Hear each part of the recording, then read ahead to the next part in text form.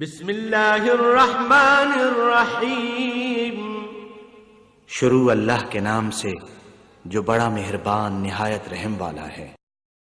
ہماری زندگی بڑی قیمتی ہے، ایک ایک سانس بامقصد ہونا چاہیے، لیکن ہم اپنے وقت کو کس آوارگی کے ساتھ، کس بے دردی کے ساتھ گزارتے ہیں۔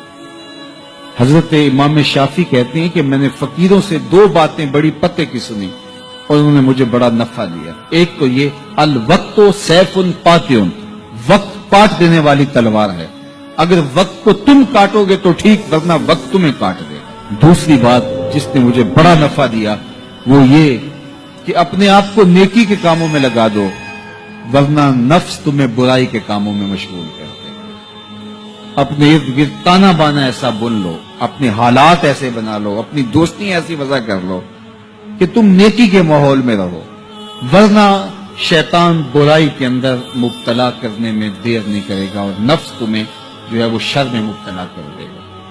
تو فرمایا کہ کسی شخص کے اسلام کا حسن یہ ہے کہ وہ بے مقصد کاموں کو چھوڑ دے۔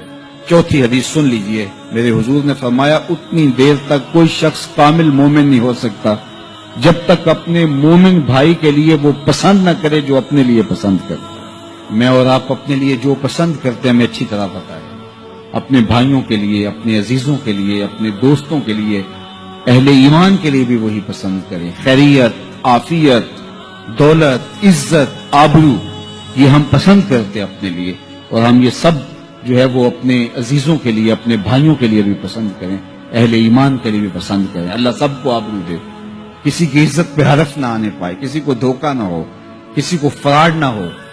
اچھا، کچھ لوگ ایسے ہوتے ہیں کہ کسی سے خود فراڈ تو نہیں کرتے، لیکن اس سے فراڈ ہو رہا ہو، اس سے دھوکہ ہو رہا ہو تو اس سے خوش ہو رہے ہوتے ہیں کہ یہ میرا شریک ہے، یہ میرا دشمن ہے، اس کو نقصان ہو رہا ہے۔ تو فرمایا کوئی بندہ اتنی دیر تک کامل مومن ہی نہیں ہو سکتا جب تک وہ پسند نہ کرے اپنے بھائی کے لیے جو اپنے لیے پسند کرتا ہے۔ اور یہ اگر کیفیت نصیب ہو جائے تو پھر ایمان کی حلاوت اور ایمان کا نور نصیب ہوتا ہے۔